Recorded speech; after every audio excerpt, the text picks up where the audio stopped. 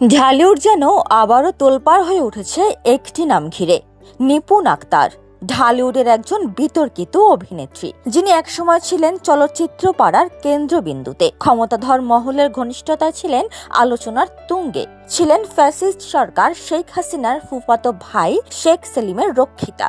দেশ বিদেশ ট্যুরের নামে চালাতেন রমরমা দেহ ব্যবসা। সেই নিপুণ দীর্ঘ 1 বছর পর অবশেষে প্রকাশ্যে এলেন। গত শুক্রবার অভিনেতা নানা শাহের ছেলের বিয়েতে হঠাৎ উপস্থিত হয়ে তিনি যেন নিঃশব্দে ঘোষণা দিলেন তিনি ফিরেছেন। তবে এই ফেরা নিছক সামাজিকতা নাকি এর পিছনে লুকিয়ে আছে নতুন কোন সমীকরণ? এই প্রশ্ন এখন ঘুরপাক খাচ্ছে ঢালিউড ও রাজনৈতিক পরিমণ্ডলে।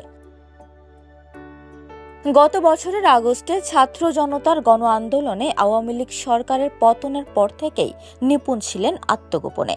অনেকেই তখন বলেছিলেন রাজনৈতিক সম্পর্কের কারণে জনরোষ এড়াতেই তিনি আত্মগোপনের পথ বেছে নিয়েছিলেন। সম্প্রতি অভিনেত্রী পলির ইউটিউবে একটি শর্টসে নিপুণের আবারও হঠাৎ দেখা মেলে। সেখানে চলচ্চিত্রের প্রবীণ অভিনেত্রী রোজিনা ও পলের সঙ্গে হাসি মুখে কুশল বিনিময় করতে দেখা যায় তাকে। সেই দৃশ্যের পরপরই নানা শাহেদের ছেলের বিয়েতে তার উপস্থিতি যেন নতুন করে আগুন জ্বালিয়ে দিয়েছে ঢালিউড পাড়ায়।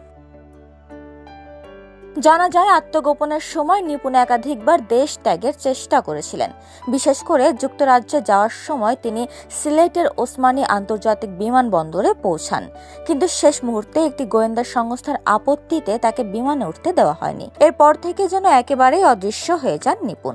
অনেকেই মনে করেছিলেন হয়তো তিনি চিরতরে বিদায় নিয়েছেন চলচ্চিত্র থেকে, কিন্তু 1 বছরের নীরবতার পর তার হঠাৎ এই আবির্ভাব যেন তোলপাড় সৃষ্টি করেছে নেট দুনিয়ায়।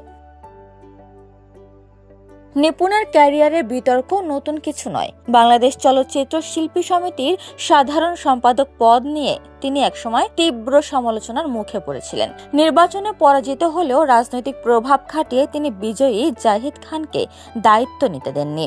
অনেকের অভিযোগ, শেখ সেলিমের সাথে ঘনিষ্ঠতার জেরেই ক্ষমতাকে ব্যবহার করে তিনি এমন দাপট দেখানোর সাহস পেয়েছিলেন। তবে সরকার পতনের পর 2024 সালের সেপ্টেম্বরের শুরুতে চলচ্চিত্র শিল্প সমিতির কার্যনির্বাহী কমিটির এক সভায় তাকে আজীবনের জন্য বহিষ্কার করা হয়।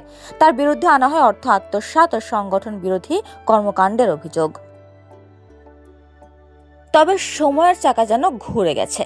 বর্তমান পরিস্থিতিতে তার হঠাৎ প্রকাশ্যে আসা অনেকের কাছে অতি সাহসিকতার মনে হলেও কেউ কেউ এটিকে রাজনৈতিক খেলার একটি অংশ বলে মনে করছেন।